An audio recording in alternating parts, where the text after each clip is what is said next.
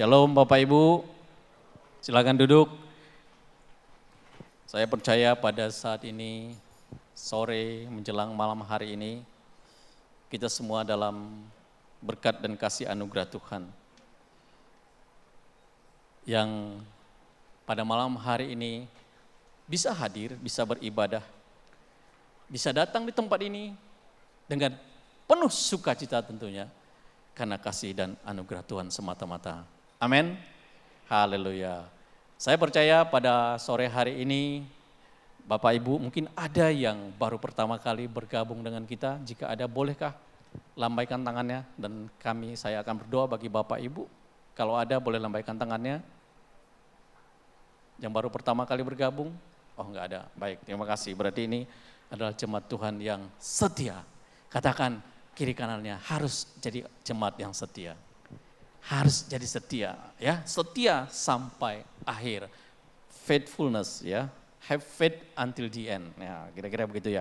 Baik Bapak Ibu yang terkasih dalam Tuhan, saya ingin menyampaikan juga ucapan terima kasih kepada Babe yang hari ini kembali boleh memberikan kesempatan kepada saya menyampaikan firman Tuhan. Makasih Babe dan Nya, dan juga tim pengembalaan Mazmur 21. Saya percaya kita dan hari ini tetap setia melayani Tuhan karena berkat dan anugerah Tuhan.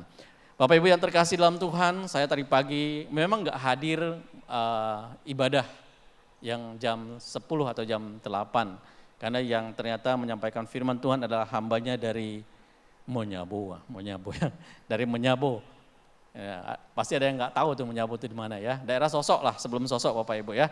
Itu Menyabo 10 km dari sebelum Sosok 10 km. Ada Pak Pendeta Sulaiman Prayogo. Ya, beliau juga adalah merupakan ketua BPD dari MPD sekarang ya, Majelis Pendatua Daerah yang ada di Kalimantan Barat.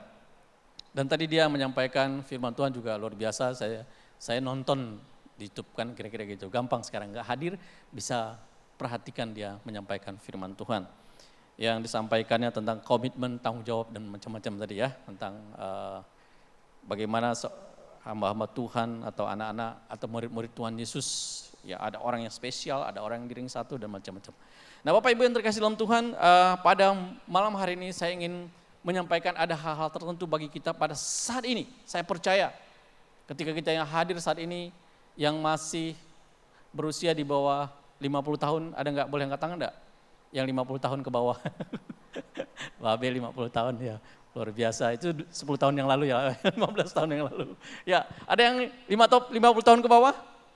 Waduh, kayaknya ini ke atas semua kayaknya. Oh iya, malu-malu angkat tangan. Enggak apa-apa Bapak Ibu ya, saya juga masih di bawah 50 tahun. Ya, masih di bawah 50 tahun. Jadi masih semangat sekali, jadi masih punya keinginan, punya impian, punya macam-macam. Ya kan, yang belum sampai. Karena kita ini diberikan kesempatan hidup. Paling tidak kata Alkitab 70 tahun, 80 tahun kalau kuat. Tapi juga bisa lebih daripada itu. Karena banyak hamba Tuhan, banyak para nabi yang usianya lebih daripada, ya kayak Bapak Abraham kan, dia punya anak aja hampir 100 tahun ya kan, kira-kira begitu ya. Nah Abraham itu mendapat janji Tuhan baru 25 tahun kemudian dia bisa melihat anak yang dijanjikan Tuhan. Jadi dia masih punya impian yang dicapai, yang dia inginkan tidak tercapai dalam waktu yang dekat. Ya kan? Kemudian kita belajar lagi, masih banyak tokoh-tokoh yang lain ya di Alkitab. Ya Musa masih bisa hidup lagi 120 tahun, dan kita juga masih, kalau kita ingin melihat sesuatu yang belum kelihatan, maka boleh juga kita berkeyakinan kita akan lebih daripada mereka-mereka. Jadi kita bisa lebih hidup di atas 80 tahun, ya kan, di atas 90 tahun, bahkan masih kuat, masih sehat, masih bertumbuh, masih segar, masih berbuah. Kira-kira begitu kata Alkitab ya kan, dalam Mazmur pasal yang ke-90 ayat yang ke-12, 13. Ya, seperti itu ya di Mazmur pasal 90 itu. Jadi kita bisa tetap bisa berbuah di masa-masa tua kita pun. Oleh karena itu kita masih bisa punya impian, masih bisa diberkati Tuhan untuk menjadi berkat. Ketika kita diberkati bisa menjadi berkat. Nah, boleh ditampilkan slide saya. Nah, Bapak Ibu, tema firman Tuhan hari ini buat kita adalah I'm reaching your dream. Tapi sebelumnya katakan dulu satu kalimat ini. Apa di depan Bapak Ibu? I'm yang kuat dong. Belajar bahasa Inggris juga enggak apa-apa, tadi lagunya bahasa Inggris. I'm blessed. Artinya saya diberkati. Katakan di kiri kanannya, saya diberkati. Saya diberkati. Saya diberkati. I'm blessed, I'm blessed, I'm blessed. Saya diberkati. Faktanya hari ini saudara diberkati bisa datang tempat ini dengan sehat dan luar biasa. Meskipun mungkin nanti pulang masih ada beban masalah. Just forget it. Iya kan? Hari ini Bapak Ibu datang diberkati Tuhan. Ya kan? Dengan kesehatan. Ya, masih sehat nih. Ada yang baru menyelesaikan pergumulan permasalahan dalam kehidupannya. Ya kan? Berjuang, bertarung, berdoa lama, baru dapat jawaban. Hari ini mungkin ada yang ingin kesaksian, tapi bisa jadi mungkin kesaksian sama di komselnya saja atau dimanapun bisa berbagi. Saya tahu ada begitu banyak jemaat juga yang diberkati Tuhan. Ada yang lepas dari pergumulan masalah-masalah kesehatan. Mungkin ada yang masalah pekerjaan lama, tidak dapat pekerjaan, sekarang sudah bekerja. Ya kan tadi Pak Sule bilang anaknya tuh bergumul mau, Pak Sulaiman tadi yang pagi dia bilang ceritakan anaknya sekarang ada di Jerman, ya kan. Anak yang tua itu kan udah selesai kuliah, cari pekerjaan susah.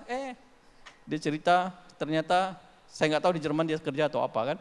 Nah, Bapak Ibu yang terkasih dalam Tuhan, I'm blessed, I'm so blessed, I'm full blessed by the grace of God. Saya begitu diberkati Tuhan. Nah, dengan kita diberkati Tuhan, kita mau menjadi berkat nantinya. Nah, selanjutnya Bapak Ibu, ini tema firman Tuhan yang ingin saya sampaikan kepada kita hari ini. Tentang seorang pemimpi, reaching your dreams, menggapai mimpi. Seperti cerita dongeng saja Bapak Ibu. Tapi saya ingin sampaikan kepada kita semua hari ini, menggapai mimpi. Ya kan? Bermimpilah setinggi langit. Ya kan? Bermimpilah setinggi langit. Langit bahasa Dayak itu artinya hilang. Kalau bahasa Dayak itu, langit katanya. Memang hilang tuh sampai ke sana setinggi. Bermimpilah setinggi langit. Namun ada yang harus dibayar untuk menggapainya. Cara membayarnya dengan kerja keras, kerja cerdas, kerja tuntas, kerja berkualitas, dan bekerja mengandalkan Tuhan. Kalau 5 hal ini, 4 hal ini kita lakukan. Kalau 4 hal ini kita lakukan, pasti kita semua bisa menggapai mimpi kita.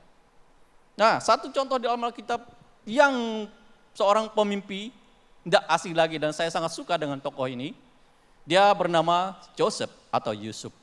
Makanya saya ketemu dengan beberapa nama Yosef, kecuali Pak Yosef Lele ya, almarhum. Saya ketemu orang yang bernama Yusuf atau Yusuf, Yosef, sama ya kurang lebih. Dan hampir semua mereka ini, kalau di Alkitab, Yosef atau Yusuf, itu adalah orang yang diberkati Tuhan. Orang yang luar biasa. Di perjanjian lama kita tahu cerita Yusuf. Di perjanjian baru kita tahu cerita Yusuf. Bapaknya Tuhan Yesus. Ketika lahir, Yusuf yang mengurus Tuhan Yesus.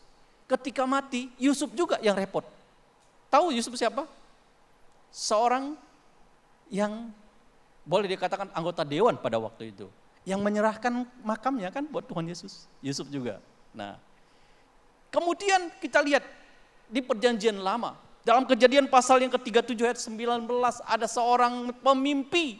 Kalau kita cerita ini adalah seorang Yusuf. Yusuf muda pada waktu itu yang masih remaja. Seorang Yusuf muda yang masih remaja, yang masih, kalau usia remaja pada saat ini mungkin dia masih sekolah. Seperti anak Bapak Ibu, seperti anak saya. Hari ini anak saya ada 2, SMA dan SMP. Ya mereka seperti itulah usianya. Dan tetapi Yusuf ini begitu mendapatkan perhatian yang khusus dari bapaknya. Bapak Yakob, suaminya Epi. Enggak ada si Epi sini, sorry. Yakob punya anak 12, 11. Ya. Tapi Yusuf begitu luar biasa, ada anak yang begitu luar biasa di antara sekian banyak, berarti dia memang spesial. Saya akan sangat sayang kepada anak saya kalau dia setiap hari saya perhatikan adalah tingkah lakunya baik, pekerja keras, dia rajin dan macam-macam. Pasti seorang bapak kalau lihat anaknya rajin, anaknya nurut, anaknya manut, dari sekian banyak pasti dia rela berkorban buat anak tersebut. Buatkan yang terbaik.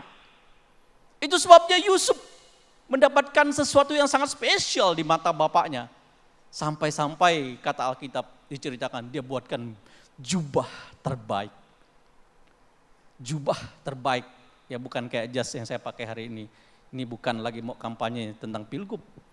Yang fotonya udah sama, merahnya sama saya kan.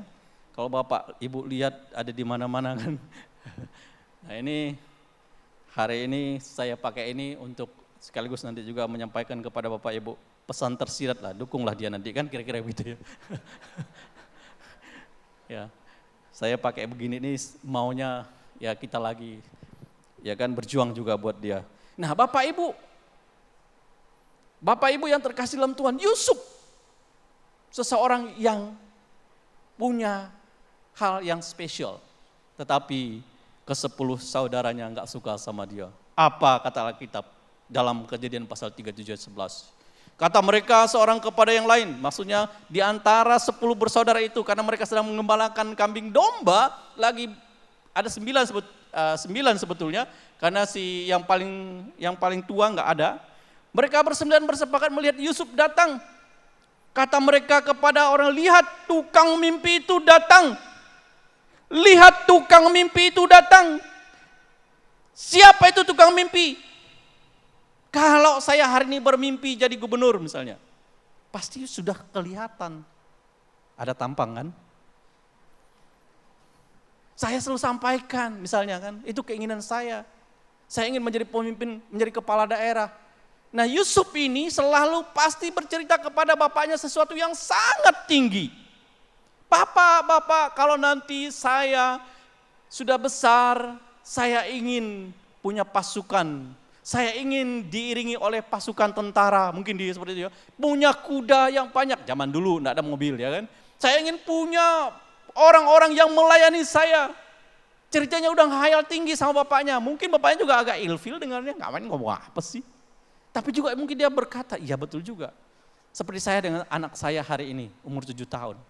Kadang-kadang dia cerita tentang mobil yang bagus-bagus Bapak Ibu, Ferrari, Lamborghini, kemudian mobil-mobil yang keren-keren sampai mamanya itu nggak ngerti juga ada mobil Supra lagi, ada mobil Supra ya. Setelah kita lihat memang ada. Kenapa dia udah punya khayalan tinggi, cerita tentang mobil-mobil mewah, ya kan? Sehingga bapaknya pun pergi ke satu tempat lihat yang diceritakan ada mobil mewah yang dia inginkan, replikanya belikan buat dia kan. Senang dia. Saya percaya sama dengan Yusuf ini. Dia sering cerita sesuatu yang sangat tinggi. Sangat enggak mustahil. Tetapi itu Bapak Ibu, kalau itu datang dari Tuhan, keluar tanpa disadari, pasti Tuhan sedang bekerja. Ya kan? Nah Bapak Ibu, Yusuf itu adalah orang yang luar biasa. Kita hanya berpikir karena dia mungkin dipilih Tuhan, ya oke, enggak masalah, ya kan? Tapi itu juga didikan dari orang tua, pasti juga sama dia. Dididik akan takut akan Tuhan tentunya. Ya pada waktu itu dan pada zaman itu. Nah tetapi untuk menggapai mimpi itu kita harus memiliki tujuan. Selanjutnya, hidup yang memiliki tujuan.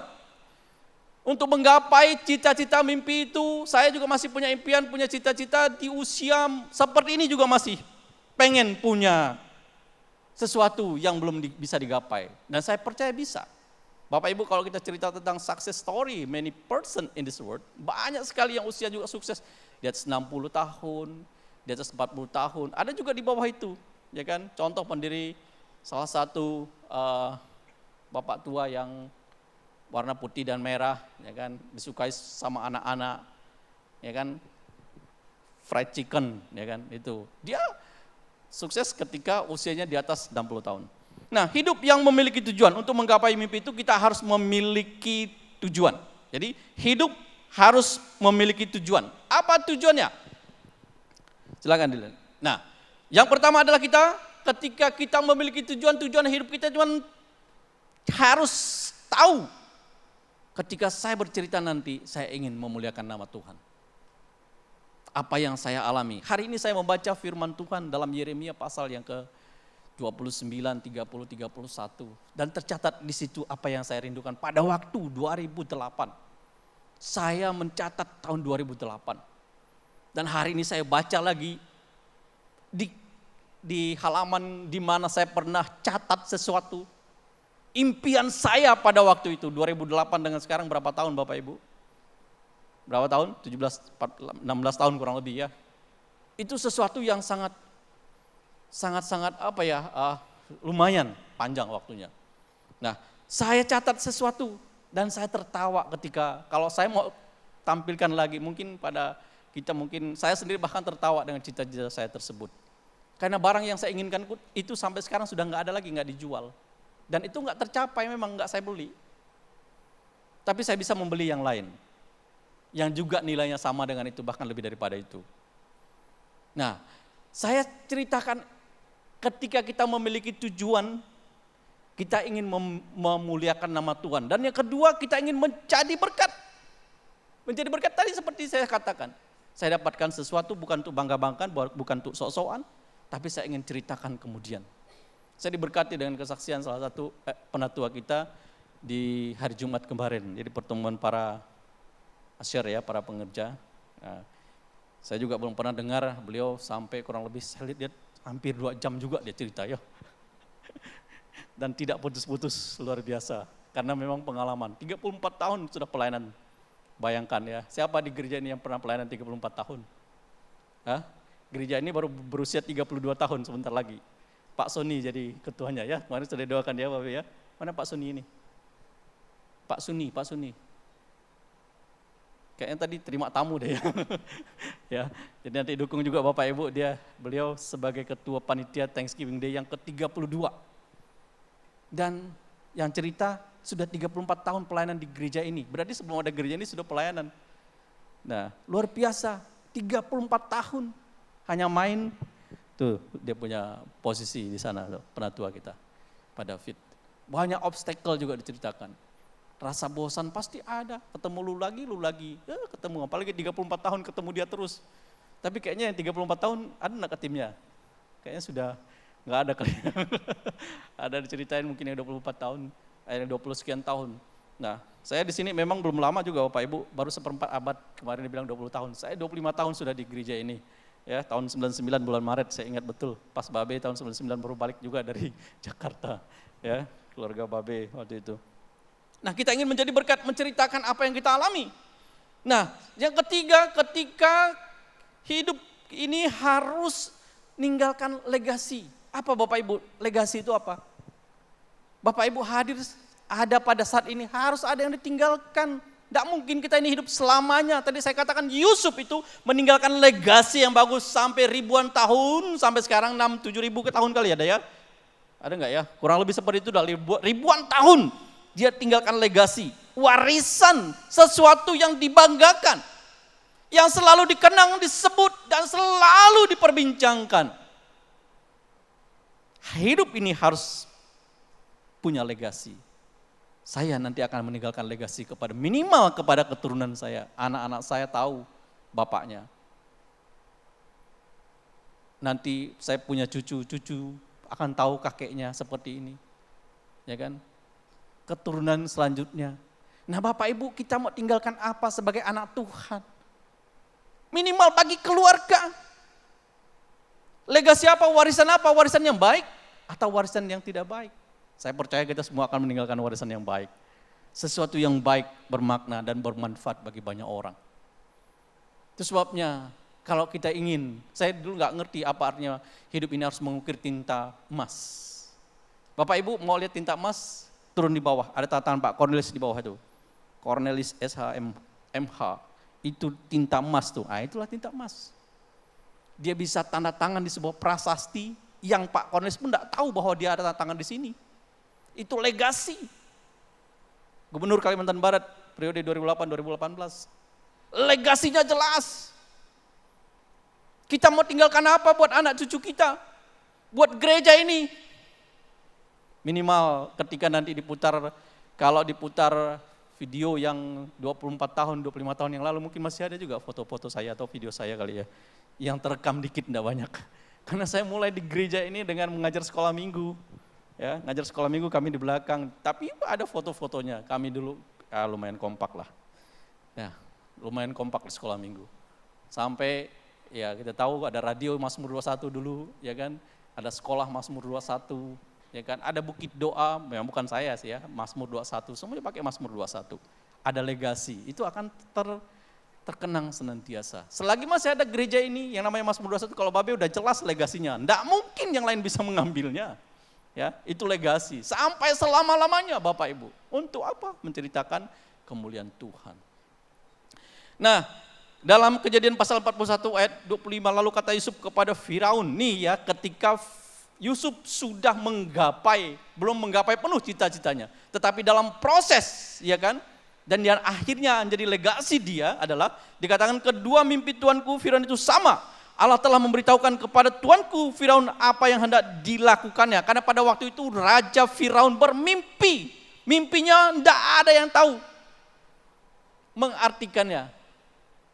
Nah, saya hanya ambil ringkasan cerita Yusuf ini. Ketika Yusuf punya mimpi, kemudian ingin dibunuh oleh 9 saudaranya, yang satu nggak setuju, ya kan? Kemudian nggak jadi dibunuh, dimasukkan ke sumur kering. Informasinya kalau sumur kering di daerah Timur Tengah sana itu adalah tempat yang berbahaya. Biasanya di situ biasa dihuni oleh ular derik atau kalajengking atau macam-macam. Bisa membunuh seseorang di situ. Ya, sumur kering, ya, bukan sumur berair. Karena di sana itu bukan kayak kita, kali sumur kalau di Pontianak ini pasti airnya banyak, ya kan? Nah, akhirnya Yusuf dijual ke orang Ismail yang dibawa kepada daerah Mesir, yang akhirnya kita tahu Yusuf dibeli oleh Potifar. Heran sekali kenapa seorang yang dekat dengan kerajaan yang membeli Yusuf, bukan orang biasa. Dan Yusuf ditempatkan di rumah Potifar selama beberapa tahun. Dan ketika dia tempatkan di rumah Potifar, jelas terbukti kenapa bapaknya suka sama Yusuf. Dia adalah anak yang rajin, anak yang luar biasa. Karena karakter seseorang itu ditempatkan di mana, kalau dia rajin tetap rajin Bapak Ibu. Ya kan? Tempatkan di rumah Potifar, dia jadi kesayangan Potifar.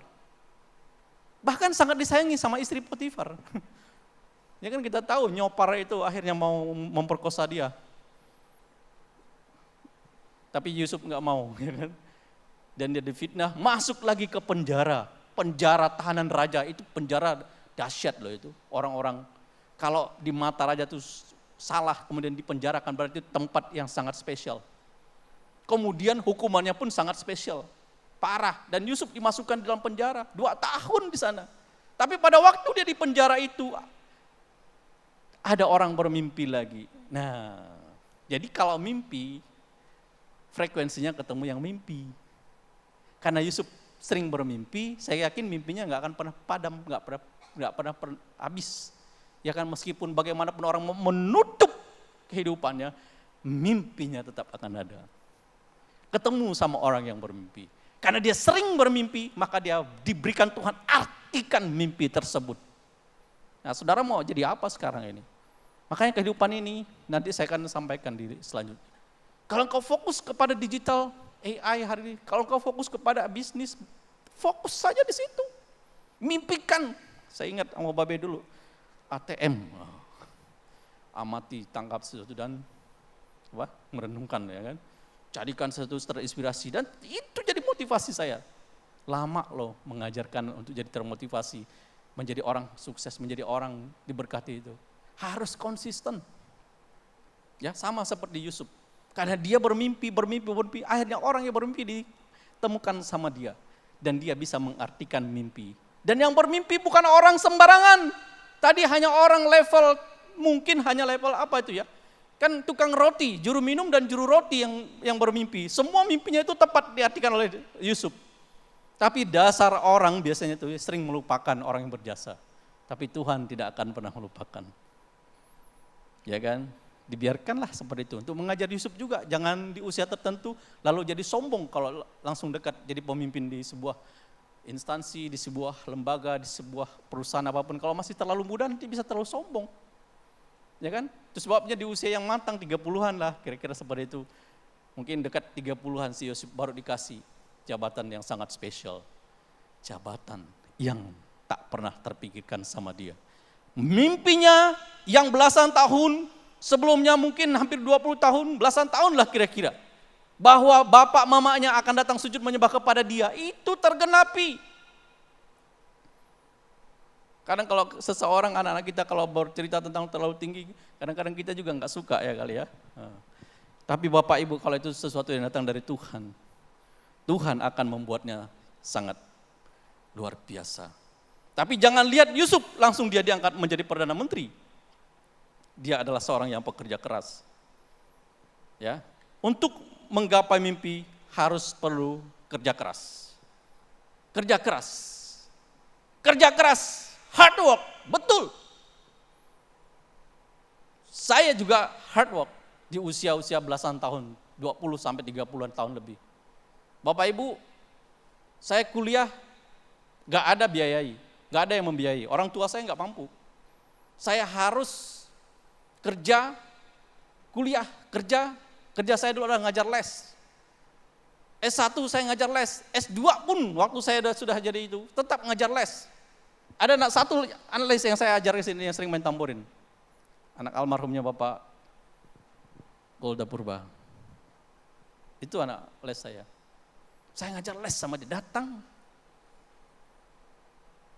Dibayar, ya dibayar. Saya ngajar les dari pagi dulu. Bahkan saya kuliahnya lumayan agak lama, 6 tahun Bapak Ibu S1. Karena itu tadi, sambil cari duit. Kuliah, kemudian ngajar les dari jam 2 sampai jam 8, jam 10 malam. Ya, ini termasuk, nggak tahu si anaknya Yos Anton pernah saya ngajar les dari dulu ya. Pernah ya? Nah itu juga tuh, saksinya masih ada. Ya, ngajar les. Berapa sih ngajar les kan? Tapi dikumpulkan lumayan juga. Hard work, kerja keras. Betul. Di masa muda saya habiskan jatah hidup susah saya. Jatah hidup untuk susah di masa muda saya sudah habiskan. Jadi habiskan jatah hidup susahmu waktu usia muda. Kalau kau jatah, karena masing-masing kita ini punya jatah hidup susah Bapak Ibu. Itu normal. Jangan lihat orang langsung sukses. Presiden kita misalnya Pak Prabowo itu. Bayangkan berapa lama dia harus hidup susah sebagai TNI, berperang. Desingan peluru tuh, aduh, merasakan itu keringat dingin di kepung musuh mungkin ya waktu itu. Sampai dia kayak orang-orang sukses saat ini, jangan lihat dia sukses pada saat itu. Dia ada mengalami masa-masa yang sangat susah. Masa stres, keringat dingin, gak jelas, gak bisa tidur karena mikirin yang dipikirkan belum tentu datang, tapi kayaknya akan berat sekali bagi kita, kan kira-kira kayak begitu. Nah, jadi kita harus kerja keras. Kerja keras itu artinya perlu pengorbanan, korban waktu. Betul, kerja keras kita ini waktu banyak. Dulu saya berpikir kerja 80%, hasilnya 20%. Waktu banyak terbuang. Ya kan, tenaga juga harus menggunakan tenaga, pakai otot. Ya, kadang-kadang biayanya juga diperlukan. Ya, jadi kerja keras itu adalah pekerjaan yang dikerjakan dengan pengorbanan. Jadi pengorbanan waktu, pengorbanan tenaga. Ya, nah kemudian kita lihat di sini, adapun Yusuf telah dibawa ke Mesir. Ini contohnya nih. Dan Potifar tadi saya sudah katakan, dia bekerja keras loh dia di situ. Tidak mungkin dia santai-santai. Seorang budak, nggak mungkin tuannya bangun lebih dulu, baru dia bangun. Seorang budak itu akan bangun lebih awal, tidur lebih lambat. Kerja keras, waktu diperlukan banyak. Dia akan bekerja mungkin lebih dari 18 jam satu hari. Tidurnya mungkin hanya 4-5 jam saja. Tetapi dilaksanakan dengan baik. Itu sebabnya dia mendapatkan sesuatu yang luar biasa. Ya tentu Tuhan juga menyertai dia kan dikatakan. Adapun Yusuf telah dibawa ke Mesir dan Potifar seorang Mesir, pegawai istana Firaun, kepala pengawal raja membeli dia dari tangan orang Ismail yang telah membawa dia ke situ. Tetapi Tuhan menyertai Yusuf sehingga ia menjadi seorang yang selalu berhasil. Lihat, selalu berhasil. Orang yang selalu berhasil tidak mungkin ongkang-ongkang kaki. Orang yang ongkang-ongkang kaki kerjanya dapat duit itu ada namanya adalah tukang jahit. goyang-goyang kaki kan. Tapi itu mesin jahit yang lama. Sekarang mesin jahit yang baru nggak lagi kayak gitu kali. Dapat berapa ongkang-ongkang kaki? Kan nggak mungkin tidur-tiduran dapat duit. Nggak mungkin dia tidur-tiduran langsung diangkat sama Potifar jadi orang yang diberikan kuasa atas kehidupan rumah tangganya. Ya kan? Dalam pekerjaan maka tinggallah ia di rumah tuannya orang Mesir itu. Setelah dilihat oleh tuannya, oleh Potifar tadi dan nyonya Potifar bahwa Yusuf disertai Tuhan, tentu juga dia mengandalkan Tuhan dan bahwa Tuhan membuat berhasil segala sesuatu yang dikerjakannya. Jadi Tuhan pun tahu kamu malas-malas tidak mungkin berhasil. Kalau kamu malas-malasan tidak mungkin. Kamu malas pasti malas doa, baca firman Tuhan juga pasti malas. Orang yang berhasil itu pasti orang yang disiplin. Disiplin itu dari kata disciples. Apa arti daripada disciples? Orang yang dimuridkan. Murid-murid Tuhan Yesus itu ada 12 disciples. Bukan 12 student. Enggak. Student itu artinya orang yang belajar, yang diajari nama guru. Hanya 1 tambah 1 seperti ini caranya ya, seperti itu. Enggak, ini disciples itu artinya pemuridan yang mengikuti kehidupan gurunya. Bukan sembarangan guru. Disciple itu cerita tentang kedisiplinan. Gurunya sebelum datang gurunya maka murid-muridnya sudah datang dulu. Ya, cerita tentang ketaatan ada di situ. Disciple itu cerita kalau disiplin, ketaatan, kesetiaan, integritas itu ada di situ. Enggak mungkin dia melawan orang gurunya, enggak. Jadi orang yang diberkati Tuhan, yang pasti bisa menggapai mimpi itu adalah orang yang kehidupannya harus bekerja keras. Tadi saya sudah sampaikan, saya juga mengalami hal itu. Next, selanjutnya. Perlu korban waktu, harus kerja cerdas. Ada orang hanya kerja keras. Saya berpikir dulu hanya kerja keras. Aduh, banting tulang, banting tenaga. Karena belum punya istri, enggak mungkin juga banting istri. Kami enggak pernah banting-bantingan ya.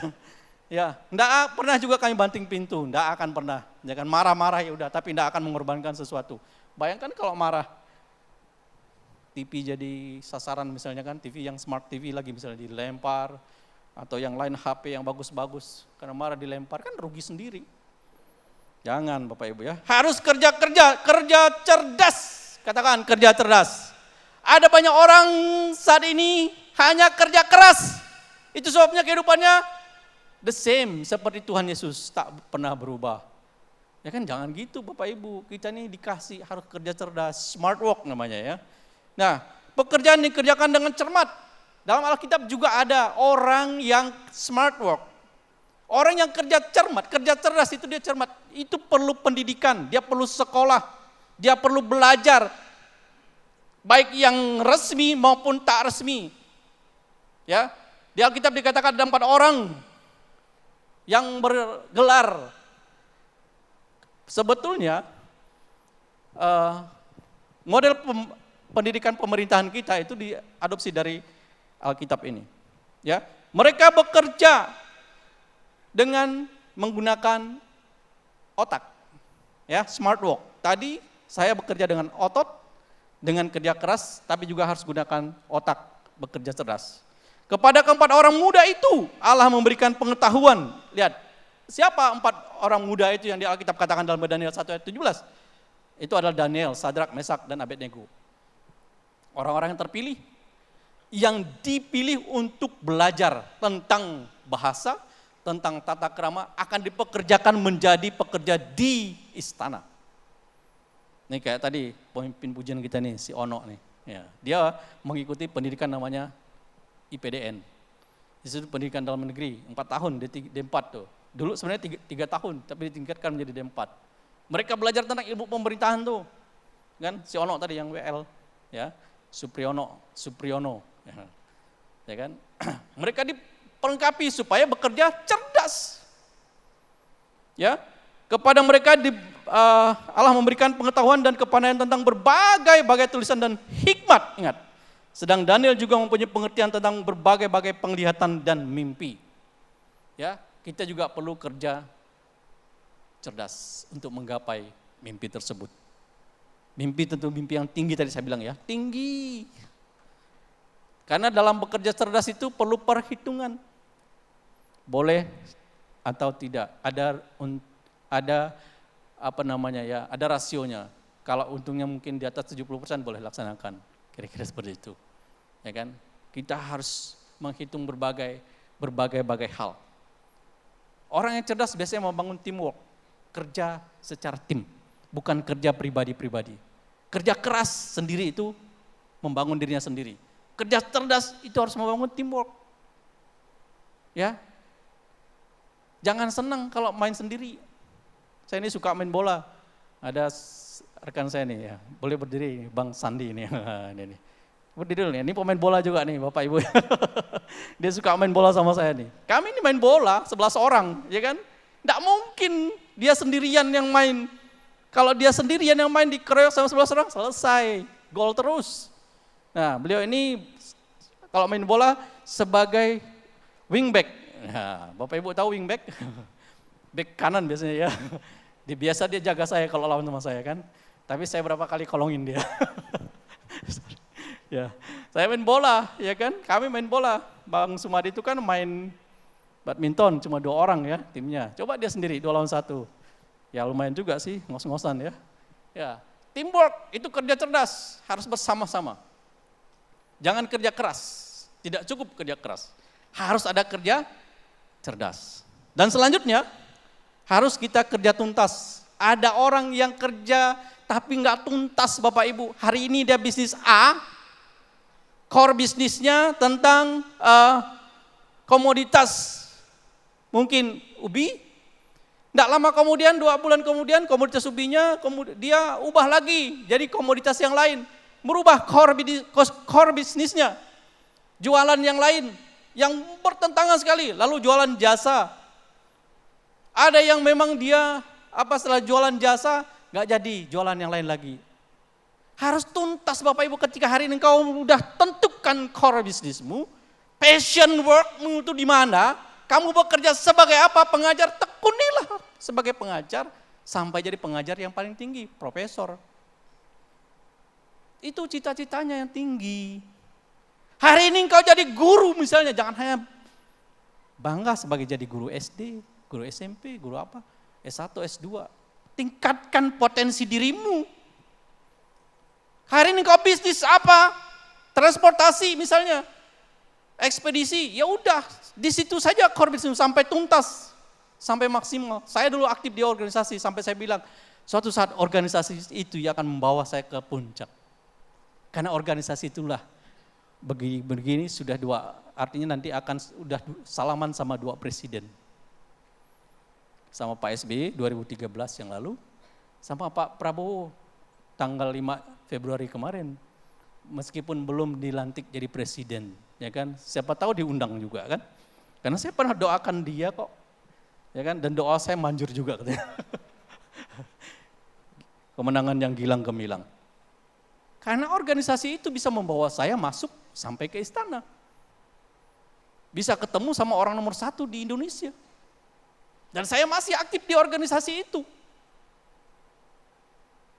Jadi harus tuntas. Apa yang kita udah berintis dari awal, teruslah. Susah payahnya nggak apa-apa, lewati saja. Sama dengan bisnis, apa yang kita kerjakan hari ini. Apa yang kamu kerjakan hari ini, nggak ada memulai bisnis itu yang enak, yang gampang. Jadi jangan mudah merubah core bisnis. Kerja tuntas.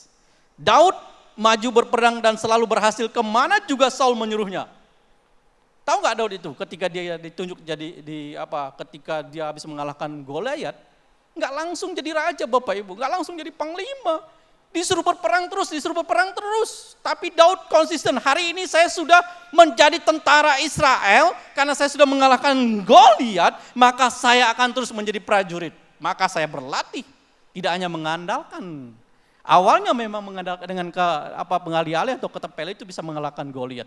Tapi saya juga harus belajar bagaimana menggunakan pedang, bagaimana menggunakan tombak, bagaimana menggunakan perisai, bagaimana menghindar dari serangan-serangan. Nggak mungkin saya berperang dengan tentara Filistin yang lain, saya kembali menggunakan pengalih-alih yang orang juga bisa melemparkan dengan tombak dan anak panah kepada saya, maka saya harus belajar semua. Maka Daud melakukan itu, Bapak Ibu. Jadi dia tuntas.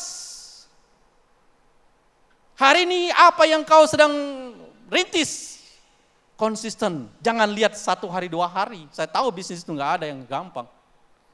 Ya, saya tahu bahwa di tahun pertama, tahun kedua, maka kalau kita konsisten, persisten terus, pohon yang ditanam hari ini berbuah, kita bisa langsung makan. Itu hanya pohon toge, ya kan, yang nilai harganya sangat jauh. Paling tinggi 1 kilo 5.000 kali ya. Itu pun kita nggak bisa jualan sampai berton-ton. Ya kan, kalau bisa jual sampai 500-600 ton 1 hari sih nggak masalah, cuannya banyak juga. Tetapi kalau kita ingin melihat bisnis kita 10 tahun kemudian, 20 tahun kemudian, maka jalani itu dengan tertatih-tatih. Bapak Ibu harus kerja tuntas, jangan gampang terserong hatinya untuk kepada yang lain. Ini saya ketemu hari ini, Bapak ini dengan pekerjaan A, datang lagi ke rumah, udah bawa yang B. Tiba-tiba enggak pernah ada kabar burungnya, tiba-tiba datang, sok dekat, sok kenal, datang ke rumah, nawarin produk A. Aduh, saya bilang bukannya kamu dulu nawarin produk B, sekarang kamu kok berubah-berubah sih? Enggak tahu lagi 3 tahun kemudian datang sama saya mungkin nawarin produk yang lain lagi. Kapan mau suksesnya? Kapan mau lihat hasilnya? Yang selanjutnya untuk menggapai mimpi itu harus kerja berkualitas. Nah, Bapak Ibu, bekerja berkualitas ini adalah tingkatan level yang paling bagus. Ya, kerja berkualitas itu rapi, bersih, teratur, tertata. Lihat bagaimana kerja di Alkitab itu. Ada satu contoh yang luar biasa kerja berkualitas. Zaman Raja Salomo. Salomo, kalau kita sudah memiliki sesuatu produk yang bagus, tingkatkan kualitas kita sampai kepada hal yang baik. Ketika Ratu Negeri Sheba melihat segala hikmat Salomo dan rumah yang telah didirikannya, makanan di mejanya, cara duduk pegawai-pegawainya, cara pelayan-pelayan melayani dan berpakaian, minumannya dan korban bakaran yang biasa dipersembahkan di rumah Tuhan, maka apa Bapak Ibu? Gimana orang tercengang? Tercenganglah ratu itu. Tercengang itu kalau dia buka mulutnya, sampai lalat masuk di dalam mulutnya pun dia enggak sadar loh. Ini orang yang kerja berkualitas, yang dididik oleh Salomo. Duduknya, pakaiannya, tata caranya, semuanya itu berkualitas. Jangan produk kita sajikan sembarangan, apalagi yang jual makanan. Ya kan, saya lagi belajar juga nih, lagi jual-jualan makanan. Saya bilang tetap konsisten dengan kualitas. Rasa kita kalau minuman jangan berubah. Kalau sesuatu yang sudah enggak bagus, jangan dipaksakan dijual lagi. Dibuang. Kalau udah rasa misalnya sudah berapa hari, ada toleransi masa-masanya, jangan dipaksakan barang itu dijual lagi. Apalagi nanti sampai viral. Kan dulu ada orang jual makanan sampai berulat di rumah makan kan. Kalau itu tentang produk-produk sesuatu, kemasannya harus packagingnya juga oke. Pelayanan kita juga tadi. Cara melayani sampai kepada hal-hal detail, ya tertata, harus rapi, bersih, teratur, ya kan? Nah ini, kalau kita bisa berkualitas, maka kita bisa menggapai mimpi kita. Saya nggak tahu mimpi Bapak Ibu apa, saya nggak tahu, tapi saya masih punya mimpi, ya. Saya nanti kalau udah keluar mimpinya, nanti saya akan kasih tahu di kapan khotbah lagi lah. Terakhir Bapak Ibu, ya, setelah kerja berkualitas, nah. Ini dia kesimpulannya, bermimpilah setinggi langit, namun ada harga yang harus dibayar untuk menggapainya. Cara membayarnya dengan cara kerja keras, tadi saya bilang, kerja apa lagi? Cerdas, kerja tuntas, kerja berkualitas, serta kerja andalkan Tuhan. Ada banyak orang di luar sana kerjanya 4 memang betul, tetapi lupa dia akhirnya. Karena tidak mengandalkan Tuhan, ada yang mengandalkan kekuatan sendiri. Ada banyak orang yang stres, ada banyak orang yang tidak menikmati hasil kerjanya tadi. Karena dia tidak mengandalkan Tuhan.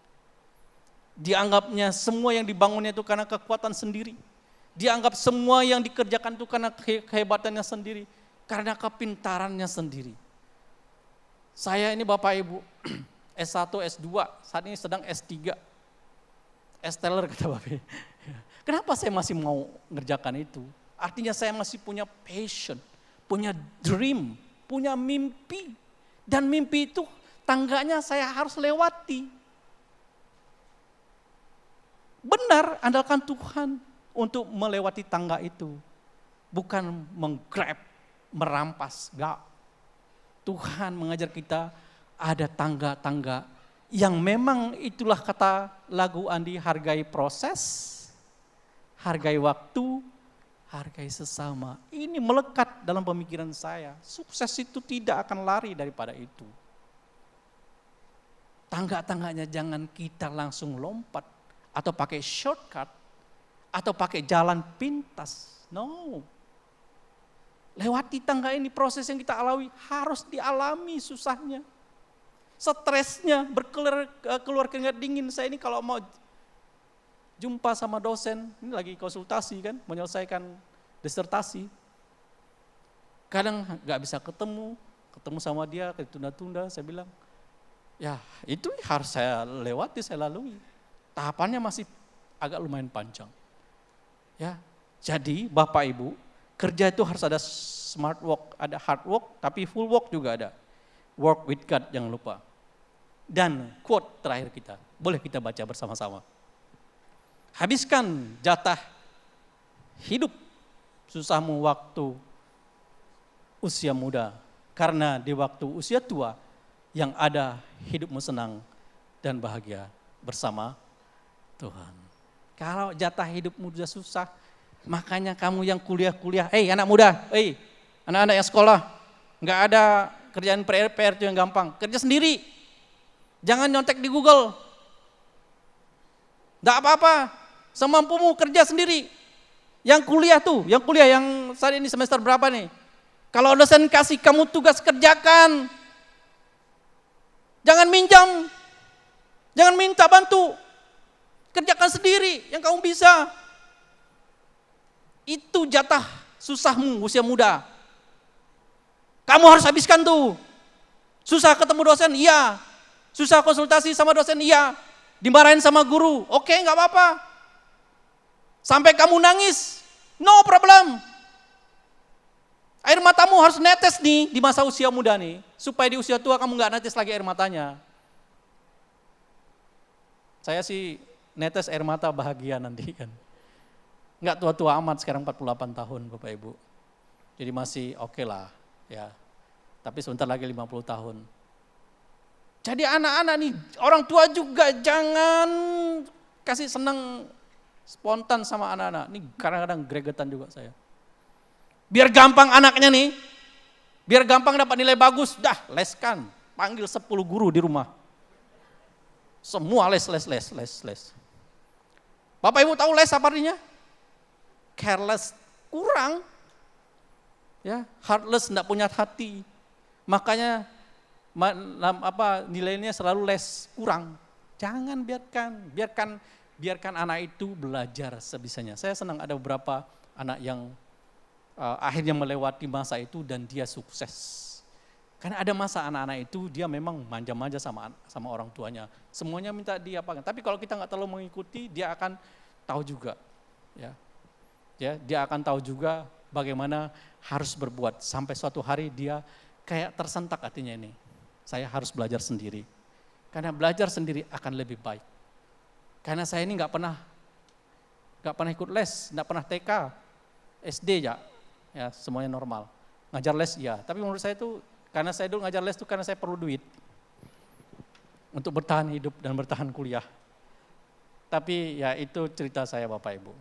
Sebisanya les kan boleh, bukan les namanya, ikut kursus. Nah, lebih keren kursus. Ya, kursus di mana? Kursus musik, oke. Saya setuju supaya dia memang itu enggak dapat di pelajaran kan. Tapi kalau les matematika, ingat anak itu bukan karena pandai matematika dia langsung jadi presiden. No. Cerdasan itu namanya multiple intelligence. Ada anak cerdas kinestetik tuh, dia suruh main tamborin tuh. Enggak perlu capek-capek ngajarin dia, badannya menari. Ya betul-betul dia, itu cerdas kinestetik. Atau orang kinestetik itu gerakan, dia bisa lompat sana lompat sini. Kalau dia di olahraga, bisa olahraga bela diri, bisa olahraga main apapun bisa. Itu kinestetik Bapak Ibu. Ada orang cerdas bahasa, bisa menguasai sampai 10 belasan bahasa, sampai 100 bahasa mungkin bisa, tanpa dia harus les. Ya.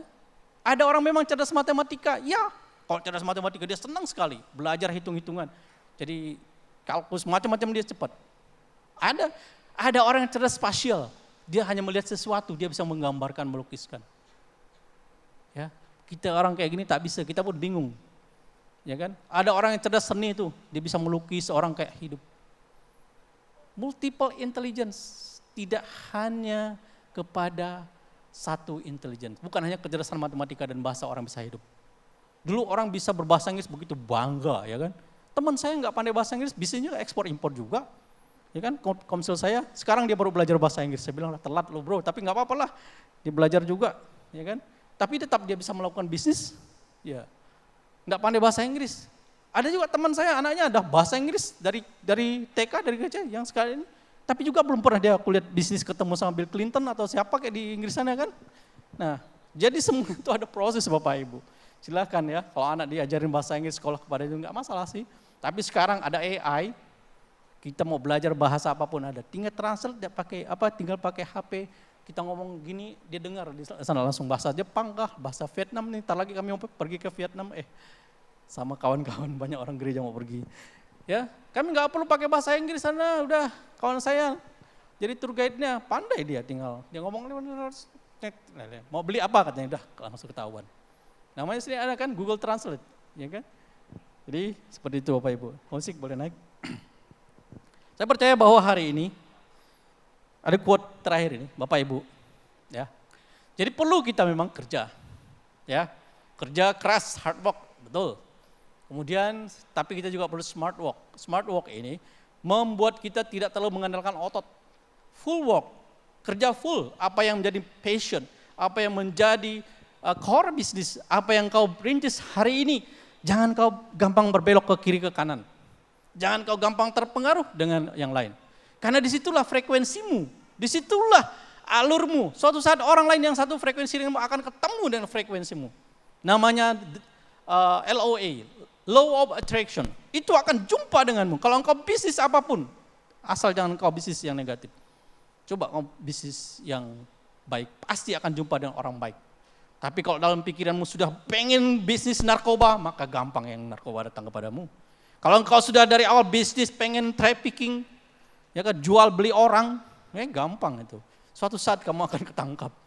Ya, jangan pernah mimpi, jangan pernah berkeinginan bisnis yang tidak baik.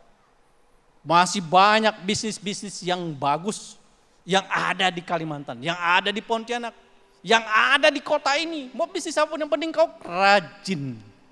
Diligent namanya, rajin, ya, kerja keras betul, kerja cerdas, kerja tuntas, kerja berkualitas, kerja andalkan Tuhan.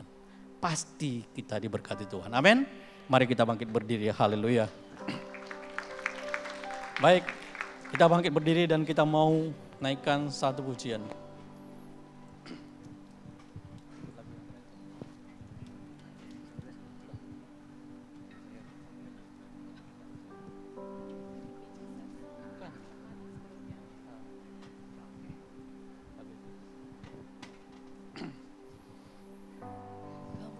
Start your mind with the right mind. Mulai pikiranmu dengan pikiran yang benar. Apa itu Bapak Ibu? Hari ini kita semua bekerja, pasti punya impian. Pasti punya keinginan. Bapak Ibu yang punya anak pengen anaknya berbisnis yang baik tentu. Jangan juga berharap kepada satu hal yang mungkin tidak sesuai dengan passion. Kerjakan segala sesuatu berdasarkan insting, pikiran, kerinduan, hasratmu. Dan lakukan secara kontinu, tuntas namanya, sampai di akhir. Haleluya, Yesus.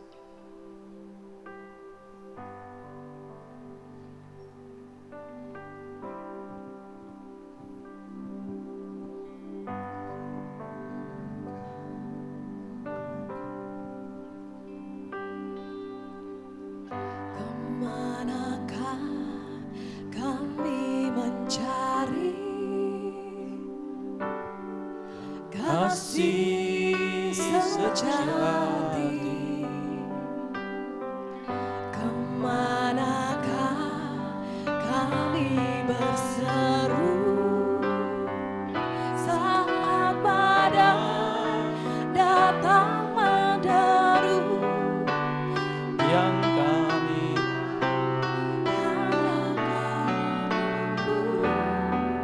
pulihkan segala sesuatu.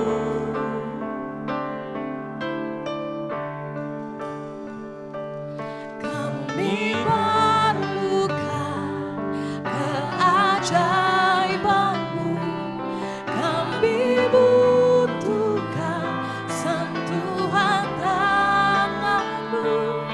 Kami tak dapat jalan sendiri, kami perlu Kau Tuhan. naikkan pujian ini sekali lagi Bapak Ibu, karena kita perlu kasih dan anugerah Tuhan senantiasa di dalam kehidupan kita ini. Kemanakah Kami mencari kasih sejati, kemanakah kami berseru saat badai datang menderu. Yang kami tahu hanya Kau yang mampu pulihkan segala sesuatu.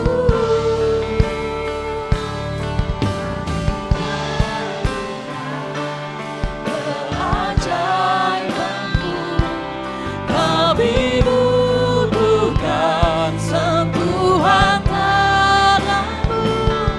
Kami tak dapat jalan sendiri, kami perlu Kau Tuhan.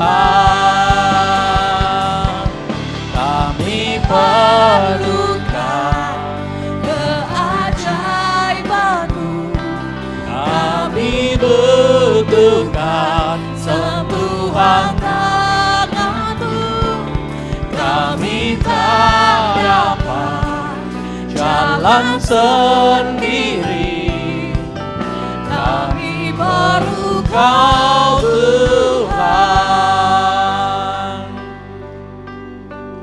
dalam menggapai cita-cita dan impian kita, kita perlu Tuhan. Yeremia 17 ayat 7 jelas mengatakan, diberkatilah orang-orang yang mengandalkan Tuhan, yang menaruh harapannya kepadanya. Orang yang mengandalkan Tuhan dan menaruh harapannya kepada Tuhan pasti diberkati Tuhan. Dari sekian yang saya sampaikan tadi, tentulah yang terakhir kerja bersama dengan Tuhan. Andalkan Tuhan senantiasa. Andalkan Dia dalam segala hal. Jangan berkeming kepercayaan dan iman kita kepada Tuhan. Bapa, Engkau sungguh baik memberkati kami. Setiap kami yang pada malam hari ini mendengarkan firman Tuhan, kiranya kasih dan anugerah-Mu sentiasa ada dalam kehidupan kami, menguatkan kami kembali, mengembalikan, mereposisi kehidupan kami agar kami bekerja dengan baik, mengandalkan Tuhan senantiasa. Kami berdoa dan mengucap syukur kepada Tuhan dalam nama Tuhan Yesus. Haleluya.